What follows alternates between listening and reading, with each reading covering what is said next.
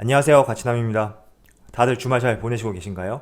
오늘은 제가 여러분들에게 중장기 투자에 대한 저의 생각과 코스피 그리고 나스닥을 비교하면서 여러가지 이야기를 해보도록 하겠습니다. 미국 나스닥, 세계 증시를 선도하는 주식시장이죠. 반면에 코스피 같은 경우에는 세계 시장 시가총액의 약 2%밖에 되지 않아요. 그렇기 때문에 국내뿐만 아니라 해외 증시에 관심을 갖는 것도 중요하다, 이렇게 말씀을 드리고 싶습니다. 하지만 우리가 해외 주식에 투자할 때는 국내 주식에 비해서 비교적 번거롭거나 단점들이 있단 말이에요. 그렇기 때문에 우리가 비교적 쉬운 코스피에 투자를 하는데, 며칠 전 제 영상의 댓글들을 살펴보니까 이런 의견들이 있더라고요. 여기 차트를 보시더라도 나스닥 지수를 살펴보면 지난 15년간의 차트를 가져와 봤는데 지속적인 상승이 나왔어요. 하지만 반면에 지금 보시는 것처럼 코스피 종합주가 지수를 보면 나스닥과 달리 굉장히 박스권도 많이 형성이 되어 있고 하락권도 있고 크게 상승이 나오지 않고 있단 말이에요. 그래서 많은 투자자들께서 미국 주식에 투자를 해야 되나, 이렇게 생각을 하시는 것 같은데, 제가 지금부터 여러분들에게 나스닥 대표 기업들의 5년간의 차트를 보여드리도록 할게요. 특히 나스닥의 팡기업이라고 하죠. 이 기업들 같은 경우에는 나스닥 시가총액의 무려 35%를 차지하거든요. 그래서 이 기업들이 상승하면 나스닥 지수도 상승하기 때문에 우리가 이 기업들을 유심히 살펴봐야 된다, 이런 말씀을 드리고 차트를 보도록 하겠습니다. 자, 먼저 마이크로소프트, 다들 아시죠? 이 기업. 그리고 우측은 알파벳 A라고 되어 있는데 구글이에요. 마이크로소프트 같은 경우에도 5년간 지속적인 상승이 나왔죠. 그리고 구글 같은 경우에도 지속적인 상승이 나왔어요. 이어서 아마존, 이 기업도 마찬가지죠. 그리고 애플, 그리고 테슬라 같은 경우에는 비교적 최근에 큰 상승이 나왔죠. 그리고 페이스북. 자, 이렇게 5년간 차트를 보니까 어떤 기분이 드시나요? 내가 미국 주식에 투자를 하면 이렇게 큰 수익을 낼 수 있을 거야, 이런 생각이 들지 않나요? 저도 이런 생각에 공감을 하지만 여러분들에게 한 가지 말씀을 드리고 싶은 것이 있어요. 제 영상의 댓글들을 잘 살펴보면 굉장히 코스피 우량주 종목들을 단기 투자로 접근하시는 분들이 많고, 특히 저는 삼성전자를 많이 다뤄드렸잖아요. 하물며 삼성전자도 단기 투자로 접근하시는 분들이 굉장히 많더라고요. 그런데 과연 이렇게 코스피 우량주 종목들을 단기적으로 접근한 상황에서 미국 주식을 투자했을 때도 과연 우리가 장기적으로 가져갈 수 있느냐, 한번 생각해 볼 필요가 있고 고민을 해봐야 되지 않을까, 이런 말씀을 전해드리도록 하겠습니다. 자, 지금 최근에 테슬라 주가가 굉장히 잘 날아가고 있죠. 그리고 미국 나스닥 대표 기업인 페이스북을 보더라도 이렇게 크게 상승이 나왔지만 중간중간에 골이 있어요. 2018년을 봤을 때도 약 200달러였던 페이스북 주가가 100달러 초반까지 거의 50% 가까운 큰 하락이 나왔죠. 자, 이런 경우로 봤을 때 여러분들이 과연 페이스북을 투자했는데 이렇게 주가가 큰 조정이 나온다면 버틸 수 있는지 저는 궁금하고, 국내 주식, 특히 삼성전자도 1년, 2년 이렇게 가져가지 못하는 상황에서 과연 미국 주식도 우리가 길게 가져나갈 수 있는 인내심이 있을까? 라는 것을 생각해 봤을 때는 우리가 조금 더 투자에 대한 체력을 기를 필요가 있다, 이런 생각이 들더라고요. 자, 애플도 마찬가지예요.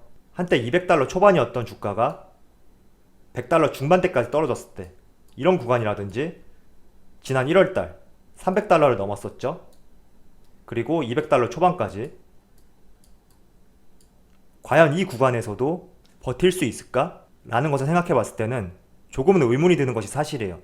그래서 항상 투자를 할 때는 단기적으로 접근하다 보면 이런 구간에서는 5년, 10년, 20년 동안 아무리 주가가 우상향했다고 하더라도 어느 누구도 버티지 못한다고 생각을 합니다. 때문에 항상 우리가 투자를 할 때는 지난 과거의 차트만 놓고 봐서 투자를 하는 것이 아니라 앞으로의 성장성과 미래가치, 이런 것들을 토대로 항상 투자를 해야지 이렇게 하락 구간이 오더라도 견뎌낼 수 있고 버텨낼 수 있지 않을까, 이렇게 생각하고 있습니다. 지난 차트만 놓고 보면 정말 큰 상승이 나왔죠. 미국 나스닥 상위 종목들 위주로 마이크로소프트도 상승했고 알파벳도 상승했죠. 하지만 이렇게 상승을 하더라도 중간중간에 항상 골은 있기 때문에 우리가 너무 이렇게 상승한 국면만 놓고 볼 것이 아니라 과연 내가 장기 투자를 할 수 있는 체력이 있는가, 이 부분 한번 점검을 해보시고, 지금 삼성전자 같은 경우에는 비교적 지루한 흐름을 보이고 있잖아요. 그런데 이 구간에서도 버틸 수 있는 체력이 없는데 과연 미국 주식에서도 우리가 버틸 수 있는 체력이 있을까, 한번 고민해 보셨으면 좋겠습니다. 자, 지금 보시는 차트는 삼성전자의 월봉 차트예요. 20년간의 차트인데 보시면 계속 상승이 나왔죠. 물론 박스권 구간도 있고 하락 구간도 있지만 장기적으로 봤을 때는 큰 상승이 나왔어요. 그런데 지금 몇몇 투자자분들께서는 이 구간, 이 정도 오르고 내린 수치를 가지고 너무 힘들다, 손절해야 되나? 이런 생각을 하시는 것 같아요. 그래서 너무 눈앞에 있는 것만 우리가 내다볼 것이 아니라 이렇게 길게 흘러왔던 과거 역사를 보고 우리가 어떻게 투자를 해야 되는지 다시 한번 마음을 가다듬었으면 좋겠습니다. 자, 그럼 가장 최근에 핫한 종목들을 월봉 차트로 비교를 해볼게요. 카카오. 자, 이 종목을 삼성전자와 비교해서 한번 생각을 해보세요. 이 종목 같은 경우에는 비유를 하자면 20년 동안 박스권이었어요. 그리고 최근에 상승이 나왔죠. 그리고 네이버. 이 종목도 마찬가지예요. 약 10년 정도 박스권을 형성하고 상승이 나온 뒤에 다시 7, 8년 정도 박스권이 나왔죠. 그리고 큰 상승이 나오고 있다. 이런 말씀을 드리면서 최근에 가장 크게 급격하게 상승하고 있는 네이버와 카카오를 삼성전자와 비교해보세요. 어느 종목이 꾸준하게 상승이 나왔나 결론을 내릴 때는 저는 단연코 삼성전자다. 이런 말씀을 드리고 싶습니다. 그래서 여러분들이 종목마다 투자할 수 있는 매매 전략들이 다 다른데 삼성전자만큼은 절대 단기적으로 수익을 낼 수 없는 종목이고 내가 중장기적으로 부동산 투자하듯이 들고 간다면 충분히 수익을 낼 수 있는 종목이다. 이런 말씀을 드리도록 하겠습니다. 그래서 제 영상 댓글을 보다 보면 근래 들어서 삼성전자에 굉장히 부정적으로 생각하시는 분들이 많더라고요. 그런 분들께 제가 다시 한번 말씀을 드리는데 절대 삼성전자는 단기적으로 수익을 낼 수 있는 종목이 아니니까 내가 삼성전자 때문에 너무 답답하고 빠르게 수익을 내고 싶다 하시는 분들은 차라리 다른 종목으로 갈아타는 게 단기적으로 수익을 낼 수 있다. 이런 말씀을 전해드리도록 하겠습니다. 자, 그럼에도 우리가 그러면 삼성전자를 투자하는 이유가 뭘까요? 저는 삼성전자를 투자하는 이유는 두 가지라고 생각을 하고 있거든요.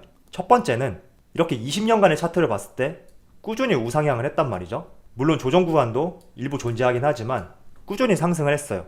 지금 보시는 것처럼 20년간 꾸준히 상승했던 기업은 국내에 삼성전자 말고는 없어요. 나스닥 기술주와 마찬가지로 꾸준히 상승했던 기업은 국내에 유일하게 삼성전자 뿐이다. 이런 말씀을 드리고 우리가 삼성전자를 투자하는 이유는 비록 수익률은 낮지만 안정적으로 나의 수익을 보장받을 수 있는 기업이다. 이렇게 말씀을 드리고 싶습니다. 그래서 우리가 삼성전자를 투자하는 이유가 될 수 있고 두 번째는 삼성전자는 우량주기 때문에 굉장히 무겁고 천천히 간단 말이에요. 그래서 개인 투자자 입장에서 말씀을 드리면 자금력이 많거나 은퇴 혹은 퇴직한 직장인들이 투자하기 정말 좋다는 거죠. 왜냐하면 하루에도 변동폭이 10%, 20%씩 이렇게 왔다 갔다 하는 종목을 매수를 한다면 나의 은퇴 자금이라든지 노후 자금이 손실이 날 수 있지만 삼성전자에 묻어두게 되면 꾸준히 배당도 받을 수 있고 결국에는 수익을 낼 수 있는 충분히 좋은 종목이기 때문에 자금력이 있거나 혹은 은퇴 후 노후 자금으로 활용하기 정말 좋은 종목이다. 이렇게 생각하고 있기 때문에 투자를 한다 라고 말씀을 드릴 수가 있습니다. 그래서 우리가 삼성전자를 투자하는 이유에 대해서 한 번씩 생각해 보시고 여러분들도 이에 대해서 공감을 하신다면 꾸준히 가져가시는 거고 공감 가지 못하신다면 조금 더 가벼운 종목 위주로 차라리 매수하는 것이 여러분들에게 나을 수도 있다. 이렇게 말씀을 드리도록 하겠습니다. 자, 그리고 잠깐 양도세 부분에 대해서도 한번 말씀을 드릴게요. 지금 국내 같은 경우에는 현재 기준으로 대주주에게만 양도세를 부과하고 있어요. 그래서 보유 금액 기준이 10억이 되고 내가 코스피 종목 중에 A라는 종목을 1% 이상 보유하고 있다. 혹은 코스닥 종목 중에 B라는 종목을 2% 이상 보유하고 있다. 이 경우에 양도세가 부과가 돼요. 그런데 내년 4월부터 이 기준이 조금 내려가죠. 그래서 3억으로 조정이 되고 2023년에는 대주주 기준을 벗어나서 전체 투자자가 양도세 부과 대상이 되거든요. 그래서 2천만원 초과 수익이 발생되면 양도세가 발생되는데 디테일한 부분은 제가 말씀을 안 드릴게요. 왜냐하면 지금 문제가 많다는 지적이 많아서 바뀔 수도 있다고 생각을 하고 있기 때문에 너무 우리가 디테일한 부분까지는 알 필요 없고 이렇게 큰 부분 정도만 이해를 하시고 생각을 하시면 될 것 같습니다. 반면에 미국 같은 경우에는 이미 22%의 양도세를 부과하고 있단 말이에요. 물론 250만원의 초과 수익이 발생된다면 양도세를 부과하고 있어요. 이 부분은 우리가 2023년과 비교했을 때 세율 면에서는 똑같지만 그 기준점이 되는 액수에 있어서는 조금 차이가 있죠. 그리고 증권거래세 같은 경우에는 우리나라 같은 경우에는 단기적으로 축소가 돼서 0.15%까지 떨어지지만 미국은 없습니다. 그래서 현재까지는 우리가 대주주 기준에 포함되는 개인들이 별로 없죠. 그래서 국내 증시를 더 선호하는 것이 맞아요. 그런데 2023년 이후부터는 우리가 미국 증시도 한번 생각해 볼 필요가 있다고 저는 생각하거든요. 왜냐하면 미국 증시 같은 경우에는 세계를 선도하는 증시이기 때문에 그 어느 나라 증시보다 안정적이에요. 국내 기업들이 비교해서 말씀드리면 삼성전자가 미국 증시라고 한다면 다른 일반 기업들은 국내 증시다. 이렇게 생각해도 될 것 같아요. 그래서 이런 장점들이 사라지게 된다면 우리가 미국 증시도 한번 깊이 생각해 볼 필요가 있지 않나, 이런 말씀을 드리고 싶습니다.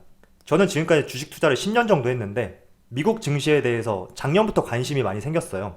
그래서 한번 투자를 해볼까 굉장히 고민을 많이 했었는데 생각보다 많이 올라 있어서 투자를 하지 않고 있다가 이번에 코로나 사태 있죠? 이 코로나 사태가 터지고 나서 3월 달에 미국 기술주 위주로 4종목을 매수를 했거든요. 많은 금액은 아니에요. 한번 경험을 해보자는 측면에서 매수를 했는데, 그렇기 때문에 여러분도 기회가 되신다면 한번 미국 주식도 매매를 해보는 것을 추천해 드리겠습니다.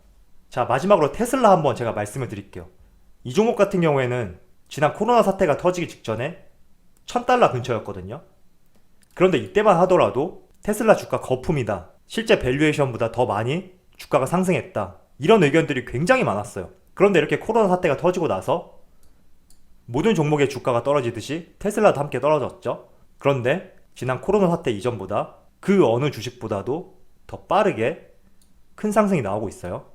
제가 감히 여러분들에게 말씀을 드리는데 저는 테슬라가 다른 완성차, BMW, 도요타, 현대기아차, 이런 완성차들에 비해서 고밸류에이션을 받고 있는 것은 사실이라고 생각합니다. 하지만 그만한 고밸류에이션을 받을 가치가 있다고 저는 생각하고 있거든요. 그 이유 중에 하나가 많은 분들이 테슬라 하면 전기차 제조업체로만 생각을 하고 있어요.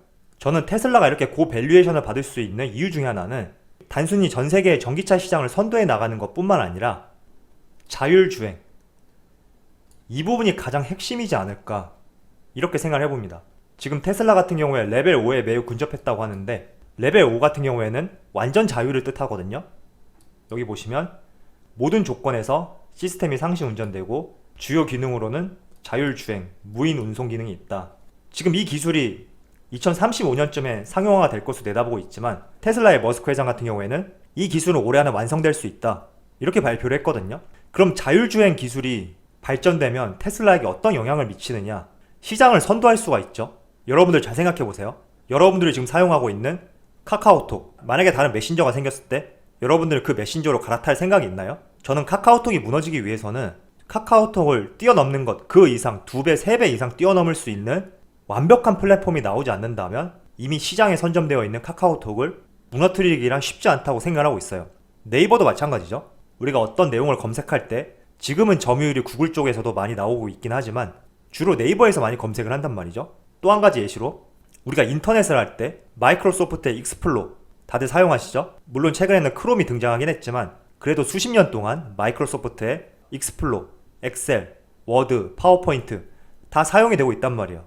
이런 부분이 다 시장 선점 효과거든요. 그래서 테슬라 외에 완성차 제조업체들도 자율주행 시장에 뛰어들고 있지만 누가 뭐라 해도 지금 테슬라가 가장 선두인 것은 사실이에요. 그렇다 한다면 향후 몇 년 안에 세계 전기차 시장 자동차에 자율주행 기능이 탑재되었을 때 테슬라의 자율주행 기능이 탑재될 가능성이 굉장히 높다는 거죠. 아무리 현대 기아차가 자율주행 시장에 뛰어든다고 하더라도 기술력에서 떨어지면 테슬라의 오토파일럿 기능을 탑재할 수밖에 없단 말이에요. 그래서 지금 테슬라가 다른 완성차에 비해서 고밸류에이션을 받고 있다고 하더라도 계속 이렇게 큰 상승이 나올 수 있고 단순히 전기차 시장의 선두주자다, 이것만으로 상승하는 것은 아니다, 이렇게 말씀을 드리고 싶습니다. 자, 한 가지 예로 제가 말씀을 드릴게요. 최근에 국내 조선업계가 카타르 LNG선 100주를 수주했다는 발표를 했죠. 그런데 프랑스도 함께 웃는다, 이런 기사가 발표가 됐어요. 왜 함께 웃느냐? 이 LNG선의 핵심인 화물창 설계 기술이 없기 때문에 프랑스 기업에 로열티를 지불하고 있다, 이런 말이거든요. 그럼 로열티를 지불하지 않고 우리가 개발하면 되지 않느냐, 이렇게 생각할 수도 있는데 물론 맞는 말이지만 한편으로는 차라리 로열티를 주고 기술을 제공받는 것이 그 기업 측면에서 더 이익일 수 있다, 이런 말이죠. 왜냐하면 그 기술을 개발하는 과정에서 큰 비용이 발생이 될 수 있고 그 기술을 반드시 개발한다는 보장도 없거든요. 그렇기 때문에 차라리 기업 입장에서는 로열티를 주고 그 기업의 기술을 사용하는 것이 낫다, 이렇게 볼 수도 있어요.